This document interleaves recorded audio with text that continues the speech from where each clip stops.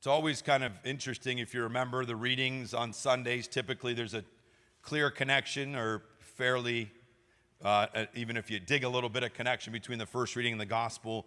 The second reading sometimes seems a little out there and a little unconnected. So particularly this weekend, it felt like, okay, is the vineyard being ravaged? And we're kind of being exhorted and kind of reprimanded to get it together?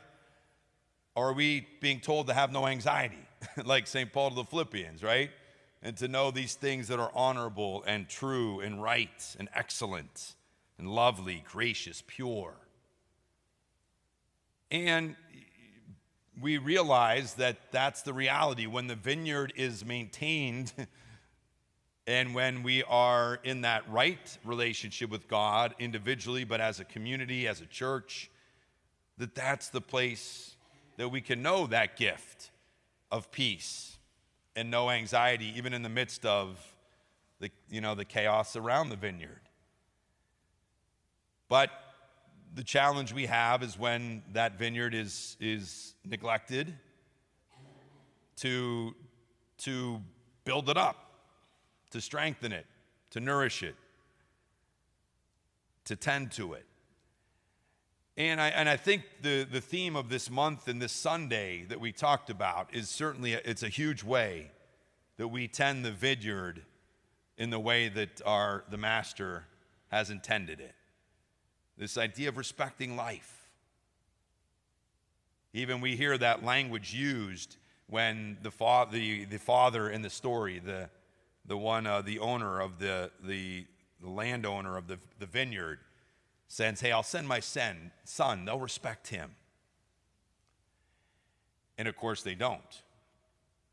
And that's kind of the problem with the vineyard in its present state, right? In the parable. So, there's two stories that I have or that come to mind as far as when it comes to this respect. And yes, it's respecting life from conception to natural death. We got a new poster out in the main vestibule. I liked it because it reminds us again, yes, the baby's at the top, and we know that kind of prominent role we have to protect life at conception in the most vulnerable, but it also shows the elderly, the imprisoned, the poor, and all the other levels of life that we're called to respect and recognize the dignity. And so two different stories about, I think, where we can see that people were coming at a situation from different perspectives. And one in which there was respect and a recognition of dignity, and maybe not the ultimate solution that we would have liked, but certainly moved us in a positive direction. And then another one that I think is the kind of example of sometimes this lack of respect and recognizing dignity. The one comes from the feast of today, St. Francis. If you've ever heard the story in 1219 that he went on the Fifth Crusade. So remember again these battles between the Christian West and the Muslim East. Won't get into all the details there, but they were going down to Egypt. This was the northern part of North Africa, the Fifth Crusade. And some suggest that Francis may have been going to kind of offer himself for martyrdom. But eventually the siege was going on outside of the city that the battle was taking place.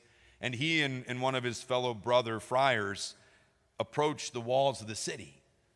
And of course, people thought maybe this was the moment of martyrdom. But at the time, the Sultan was a well-respected, kind of honorable man, as far as leadership, and took his religion seriously, and seemed to be a pretty just leader. And he actually opened the way to Francis having an audience with him. And they say at first they kind of both seemed to try to convert each other. But after they both kind of grew to see that they were both sensed an honorableness, maybe even a holiness in each other, whatever that was, that it ended up that Francis stayed for anywhere from 1 to 3 weeks, different accounts suggest. And he was allowed to leave the city. And remember, if you even spoke to about Christianity in the Muslim territories, you were punishable by death. So it could have been argued that Francis could have died, but the Sultan didn't do that. And now, obviously, neither side converted. Obviously, there's been more tensions. But ever since then, the Franciscans have been the Catholic Christian custodians of the Holy Land, the Middle East. They were allowed to stay there because of the special respect that the Sultan and the Muslim people and leaders had for St. Francis, because he approached them with respect and dignity. On the other hand, we had an example this past week, and I'm not getting political and not certainly suggesting sides, but I think everybody that watched the debate agreed that there wasn't a lot of respect and recognition of dignity there. So it's interesting in the civic dialogue, and this is something our U.S. bishops a year ago in November, actually building up to the election of this year, they started a campaign based off of one that was done in one of the dioceses that really went over well, that's called Civilize It. And our Diocese of Erie just had a workshop in it last month in trying to work not only on political dialogue, but on the issues of race and the things that we see, the challenges in our country, and the ways we don't seem to be able to dialogue with respect and recognizing the dignity.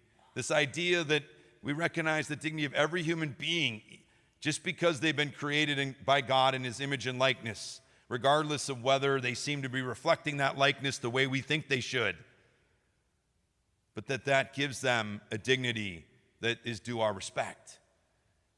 And so I think that's something that we could be encouraged in as we talk about Respect Life, that it's got to start. We can't talk about these situations that are sometimes removed from us, although they're real to many of us, issues of imprisonment and euthanasia and in the areas of pro-life that we talk about. But then we kind of don't look at the very way that we handle ourselves in our day-to-day communication, dialogue, and working with the people around us in our community. And it's tough. And that's why it's God's grace that has to make it happen. In our human brokenness, we seem to always kind of resort to those emotions and those judgments and the anger, and the anxiety. But hopefully we come here today once again, say, Lord, transform that. Help us to build up your vineyard that is rooted and based on a community of respect and dignity. Help us to civilize it. I like that slogan. And so maybe we could add that: respect life, civilize it. Let's keep building up the vineyard. And whether it's the political issues or other stuff going on in our country, our community, let's find that way to follow the example of St. Francis and the Sultan, to be able to respect each other even if we have completely different views, different religions, whatever it might be, as opposed to this breakdown in civil discourse in which we berate each other, and call each other names and not respect each other and not listen. Certainly that's a big part of it as well, just the value and the gift of listening. So let's civilize it, let's respect life, and let's build the vineyard in God's grace.